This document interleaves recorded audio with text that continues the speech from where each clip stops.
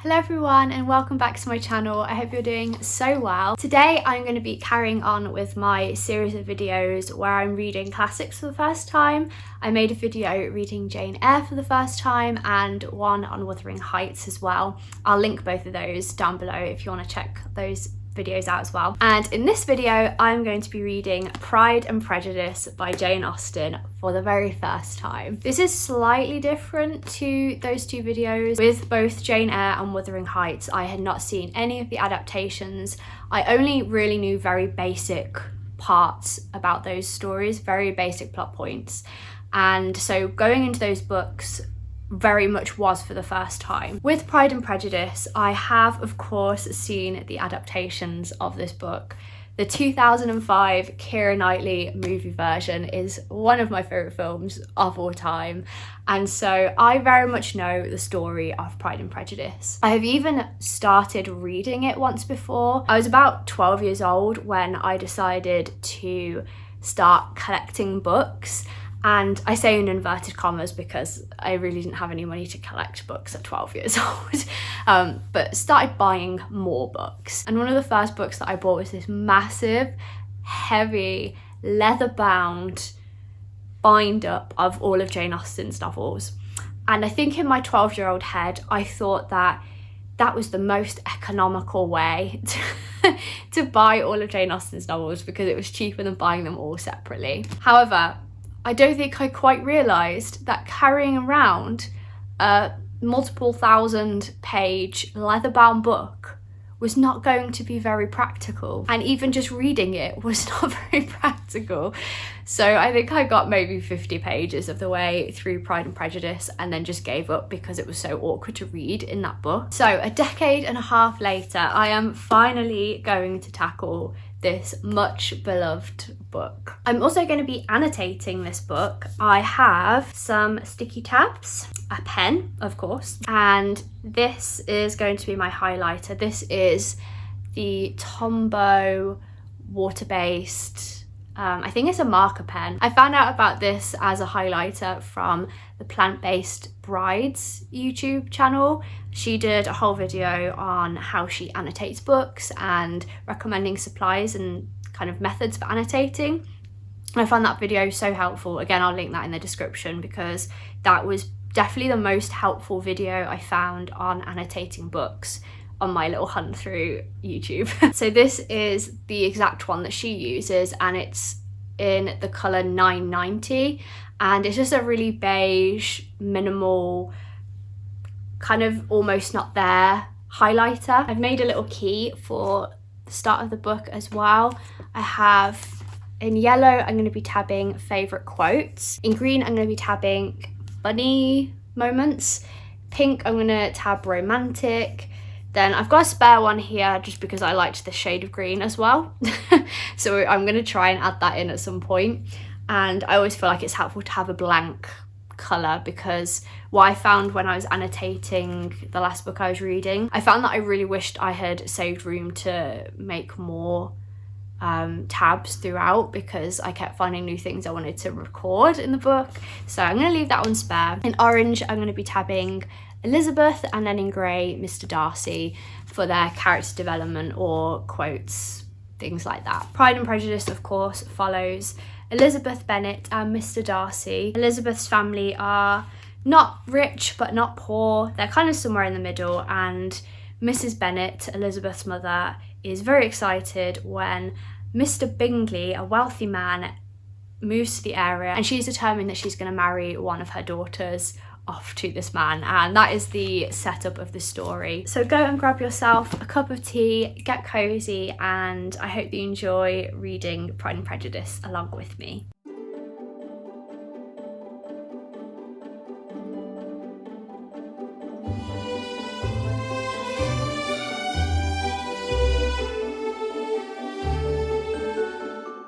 It is a truth universally acknowledged that a single man in possession of a good fortune must be in want of a wife.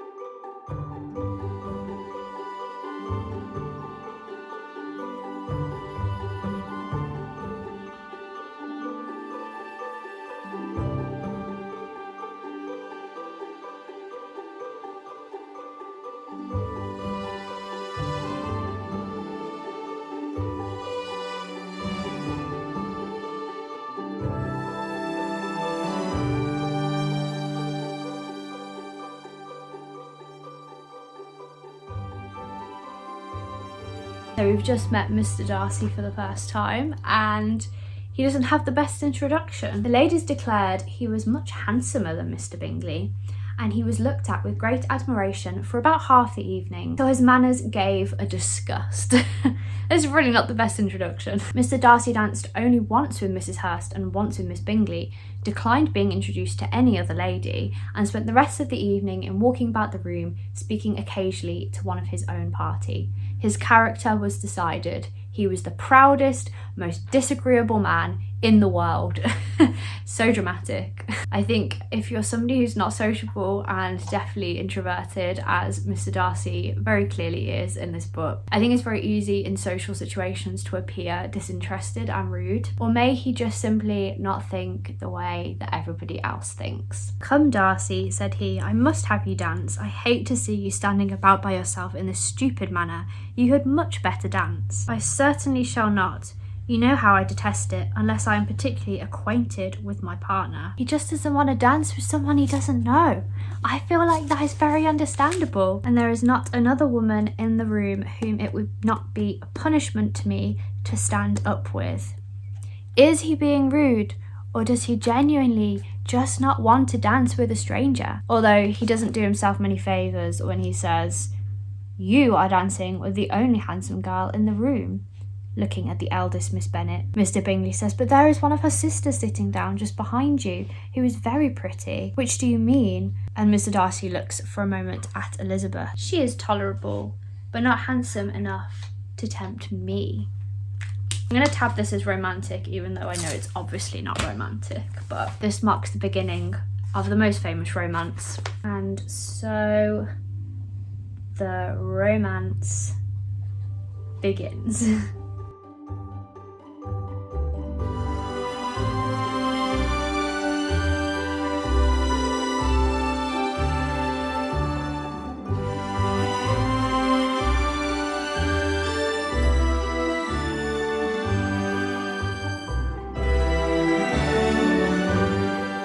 Mr. Bennet is not quite so happy about how well the dance has gone for his daughters. "If he had had any compassion on me," cried her husband impatiently, "he would not have danced half so much. For God's sake, say no more of his partners. Oh, that he had sprained his ankle in the first dance."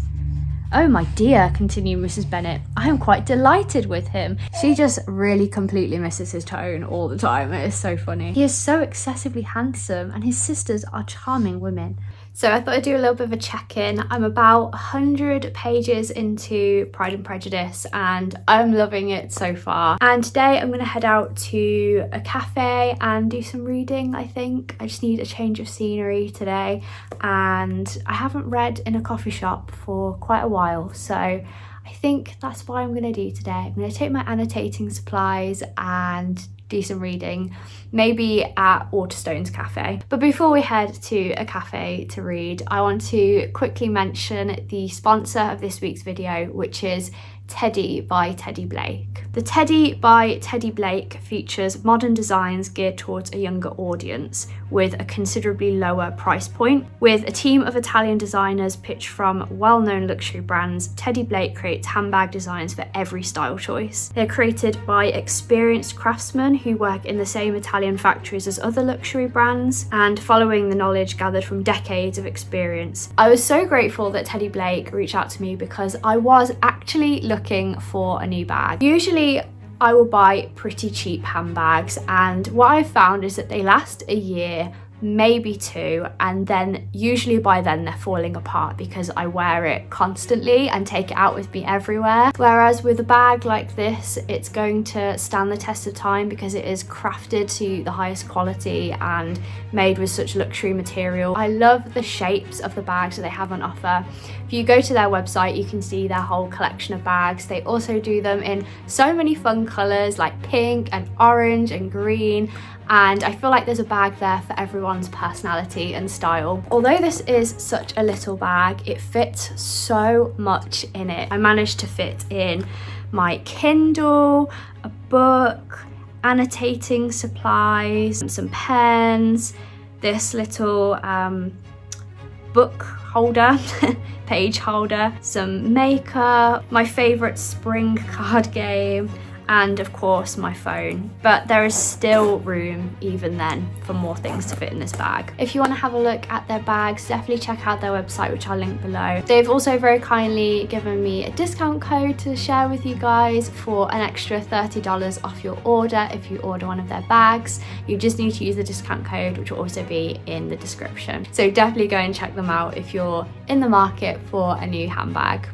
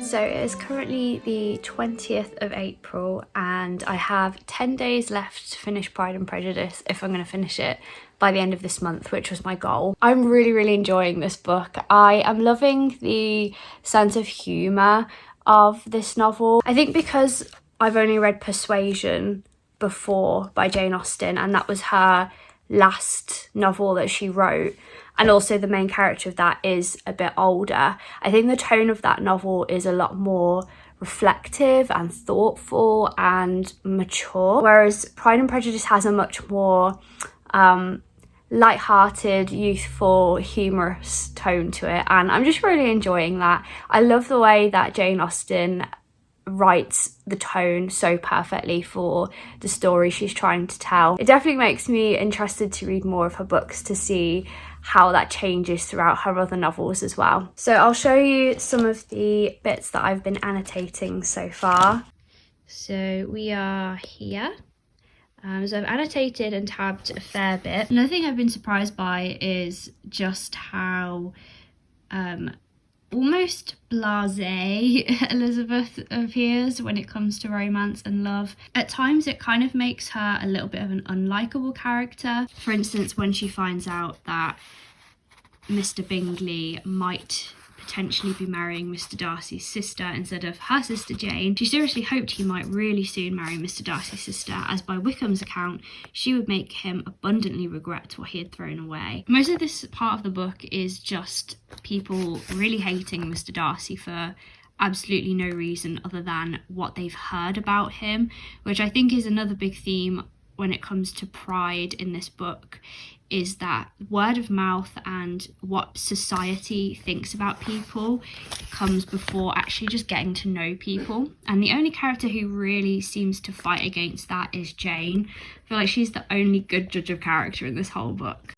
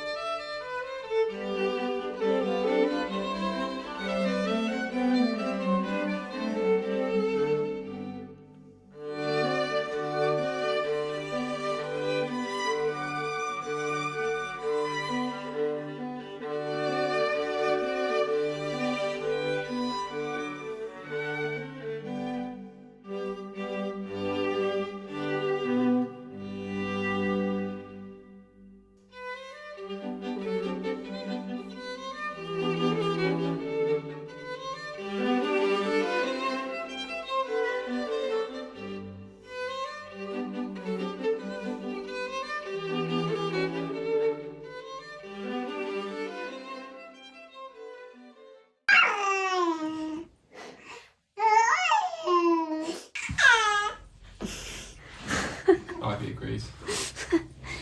She's just looking at herself in the mirror. Oh no.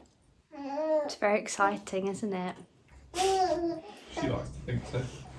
So I have finished reading Pride and Prejudice and I absolutely loved this book. It ended up taking me pretty much the whole month to read this, and as I've mentioned before, I have been reading a lot slower recently, but within that I think I've been really appreciating what I actually read in a different way. And I think reading a classic like Pride and Prejudice over such a long period of time has really helped me to actually digest it and read it in small enough clumps that I really think about what I'm reading. And I feel like I've just got so much more out of this book as a result of that than if I had just had to power through this in a weekend.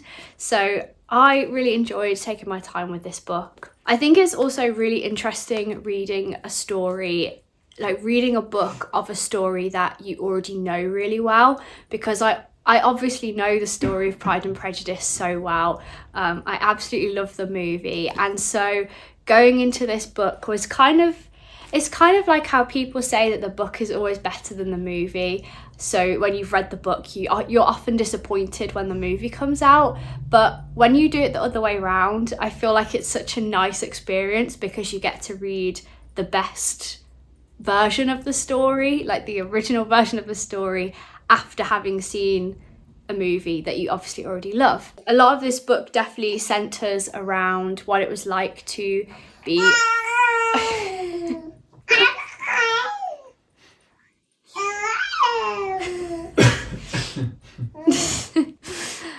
what was I saying? A lot of this book centers around what it meant to be a woman in this period of time, and specifically what it meant to be a woman who specifically what it meant to be a woman in need of she is literally just looking at herself in the mirror. This is where all this joy is coming from.